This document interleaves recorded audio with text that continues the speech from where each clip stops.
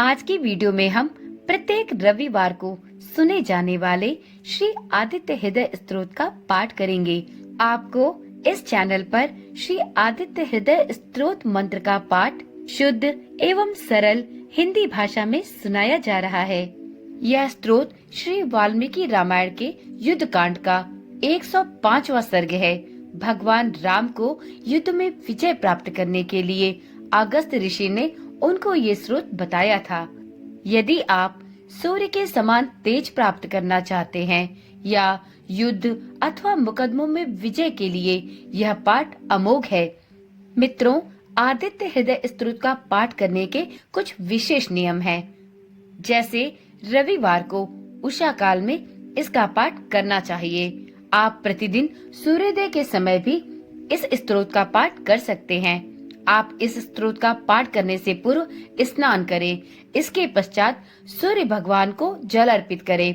इसके बाद ही आप इस स्तोत्र का पाठ करें। इस पाठ को करने के बाद सूर्य देव का ध्यान करें। आदित्य हृदय स्तोत्र का पाठ करते हैं तो आपको रविवार के दिन मांसाहार, मदिरा तथा तेल का प्रयोग नहीं करना चाहिए।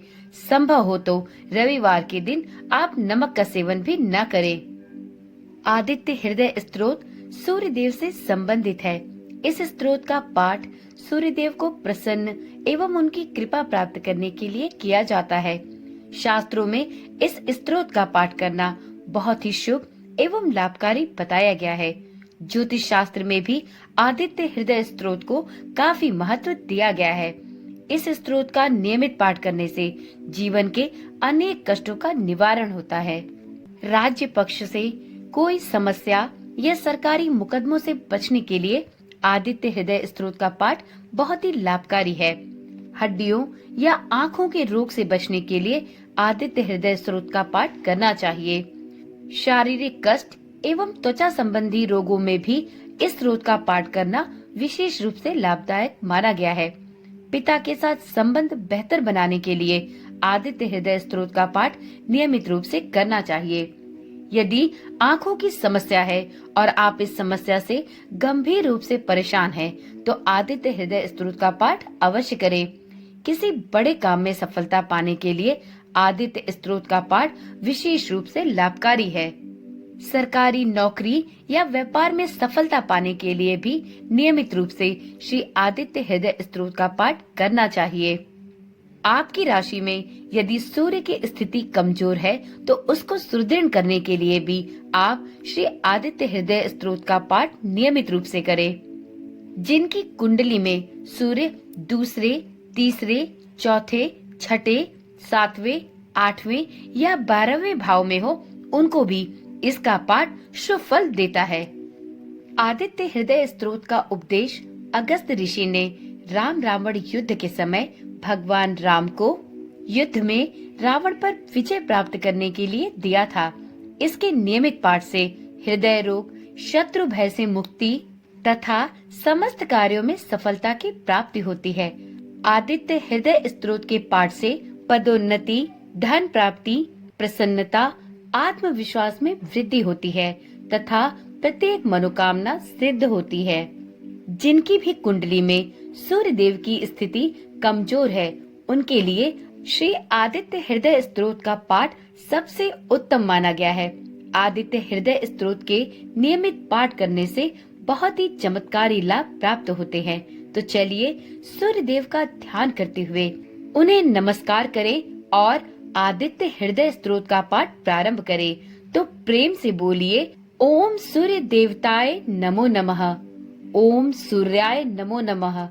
भगवान श्री राम युद्ध से थककर चिंता करते हुए युद्ध भूमि में खड़े थे। इतने में ही लंकाधिपति रावण भी युद्ध के लिए उनके सामने उपस्थित हो गया। यह देख ऋषि अगस्त मुनि, जो देवताओं के साथ युद्ध देखने के लिए आए थे, प्रभु श्री राम के पास जाकर बोले, सबके हृदय में रमण करने वाले महाबाहु राम, यह सनातन गोपनीय स्तोत्र सुनो। वत्स, इसके जप से तुम युद्ध में अपने समस्त शत्रुओं पर विजय प्राप्त कर लोगे। इस गोपनीय स्तोत्र का नाम है आदित्य हृदय। यह परम पवित्र और संपूर्ण शत्रुओं का नाश करने वाला है। इसके जप से सदा विजय की प्राप्ति होती है। यह नित्य अक्षय और परम कल्याणमय स्रोत है। संपूर्ण मंगलों का भी मंगल है। इससे सब पापों का नाश हो जाता है। यह चिंता और शोक को मिटाने वाला तथा आयु को बढ़ाने वाला और उत्तम साधन है। भगवान सूर्य अपनी अनंत किरणों से सुशोभित हैं।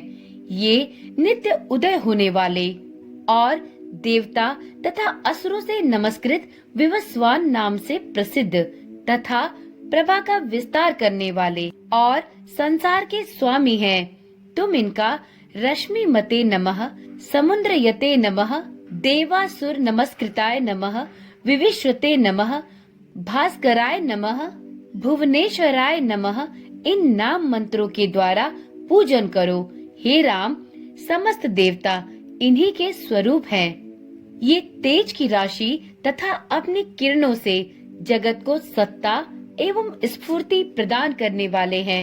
ये ही अपनी रश्मियों का प्रसार करके देवता और असुरों सहित संपूर्ण लोकों का पालन करने वाले हैं। ये ही ब्रह्मा, विष्णु, शिव स्कंद, प्रजापति, इंद्र, कुबेर, काल, यम, चंद्रमा, वरुण, पितर, वसु, साध्य, अश्विनी कुमार, मरुदगण, मनु, वायु, अग्नि, प्रजा, प्राण, ऋतुओं को प्रकट करने वाले तथा प्रभा के पुंज हैं। हे महाबाहु, इन्हीं के नाम आदित्य अर्थात अदिति पुत्र, सविता अर्थात जगत को उत्पन्न करने वाले, सूर्य अर्थात सर्वव्यापक, खग अर्थात आकाश में विचरण करने वाले, पुषा अर्थात पोषण करने वाले, गभस्तिमान अर्थात प्रकाशमान, सुवर्ण सदृश, भानु अर्थात प्रकाशक, हिरण्यरेता अर्थात ब्रह्मांड की उत्पत्ति के बीज, दिवाकर अर्थात रात्रि का अंधकार दूर करके दिन का प्रकाश फैलाने वालों, हरिदश्व अर्थात दिशाओं में व्यापक अथवा हरे रंग के घोड़े वाले, सहसारची अर्थात हजारों किरणों से सुशोभित, तिमरोन मंथन अर्थात अंधकार का नाश करने वाले, शंभु अर्थात कल्याण के उद्गम स्थान, त्वष्टा अर्थात भक्तों का दुख दूर करने अथवा जगत का संहार करने वाले, अंशुमान अर्थात किरण धारण करने वाले, हिरण्यगर्भ अर्थात ब्रह्मा, शिशिर अर्थात स्वभाव से ही सुख देने वाले, तपन अर्थात गर्मी पैदा करने वाले, अहरकर अर्थात दिनकर, रवि अर्थात सबकी स्तुति के पात्र, अग्निगर्भ अर्थात अग्नि को गर्भ में धारण करने वाले, आदित्य पुत्र, शंख अर्थात आनंद स्वरूप एवं व्यापक, शिशिर नाशन अर्थात शीत का नाश करने वाले, व्योमनाथ अर्थात आकाश के स्वामी, तमोभेदी अर्थात अंधकार को नष्ट करने वाले, ऋग, यजु और सामवेद के पारगामी, धनी वृष्ट अर्थात धनी वृष्टि के कारण अपाम मित्र अर्थात जल को उत्पन्न करने वाले, विंध्य थी प्लवंगम अर्थात आकाश में तीव्र वेग से चलने वाले, आतपी अर्थात घाम उत्पन्न करने वाले, मंडली अर्थात किरण समूह को धारण करने वाले, मृत्यु अर्थात मौत के कारण पिंगल अर्थात भूरे रंग वाले, सर्वतापन अर्थात सबको ताप देने वाले, कवि अर्थात त्रिकालदर्शी, विश्व अर्थात सर्वस्वरूप महातेजस्वी, रक्त अर्थात लाल रंग वाले, सर्व भव उद्भव अर्थात सबकी उत्पत्ति के कारण, नक्षत्र ग्रह और तारों के स्वामी, विश्व भावन अर्थात जगत की रक्षा करने वाले, तेजस्वियों में भी अति तेजस्वी तथा द्वादश आत्मा अर्थात 12 स्वरूपों में अभिव्यक्त हैं। इन सभी नामों से प्रसिद्ध सूर्यदेव आपको मेरा नमस्कार है। पूर्व गिरि उद्याचल तथा पश्चिमी गिरि अस्ताचल के रूप में आपको नमस्कार है। ज्योतिर्गणों अर्थात ग्रहों और तारों के स्वामी तथा दिन के अधिपति आपको प्रणाम है। आप जय स्वरूप तथा विजय और कल्याण के दाता हैं। आपके रथ में हरे रंग के घोड़े जुते रहते हैं। आपको बारंबार नमस्कार है। सहस्त्र किरणों से सुशोभित भगवान सूर्य, आपको बारंबार प्रणाम है। आप अदिति के पुत्र होने के कारण आदित्य नाम से प्रसिद्ध हैं। आपको नमस्कार है। उग्र, वीर और सारंग सूर्य देव, आपको नमस्कार है। कमलों को अपना तेज देकर विकसित करने वाले मार्तंड, आपको नमस्कार है। आप ब्रह्मा, शिव और विष्णु के भी स्वामी हैं। सूर्य आपकी संज्ञा है। यह सूर्य मंडल आपका ही तेज है।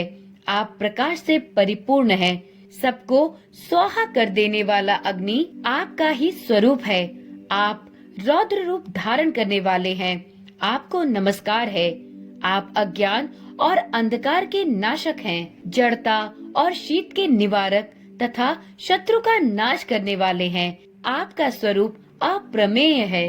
आप कृतघ्नों का नाश करने वाले संपूर्ण ज्योतियों के स्वामी और देव स्वरूप हैं। आपको नमस्कार है। आपकी प्रभा तपाए हुए स्वर्ण के समान है। आप हरि अर्थात अज्ञान का हरण करने वाले और विश्वकर्मा अर्थात संसार की सृष्टि करने वाले हैं। तम के नाशक, प्रकाश स्वरूप और जगत के साक्षी हैं। आपको नमस्कार है। हे रघुनंदन, ये भगवान सूर्य ही संपूर्ण भूतों का संहार, सृष्टि और पालन करते हैं। ये ही अपनी किरणों से गर्मी पहुंचाते हैं और वर्षा करते हैं।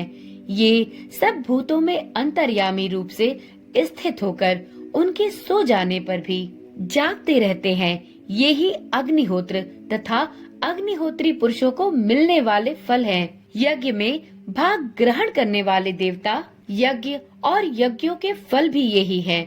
संपूर्ण लोकों में जितनी क्रियाएं होती हैं, उन सब का फल देने में यही पूर्ण समर्थ है।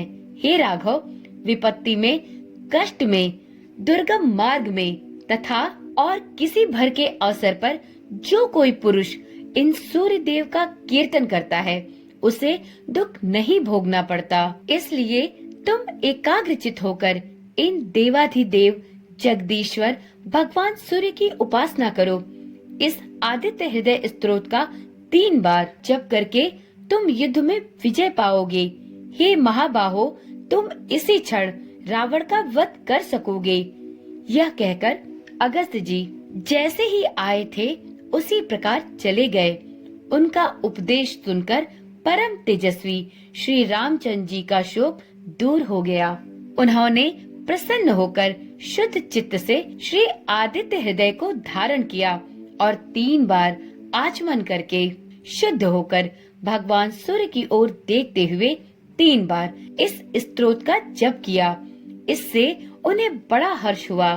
फिर परम पराक्रमी रघुनाथ जी ने धनुष उठाकर रावण की ओर देखा और उत्साह पूर्वक विजय पाने के लिए वह आगे बढ़े।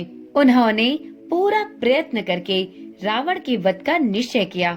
उस समय देवताओं के मध्य में खड़े हुए भगवान सूर्य ने प्रसन्न होकर श्री रामचंद्र जी की ओर देखा और निशाच राज रावण के विनाश का समय निकट जानकर हर्ष पूर्वक कहा, हे रघुनंदन, अब शीघ्र करो और इस राक्षस राज रावण का अंत करके पृथ्वी को पाप से मुक्त करो।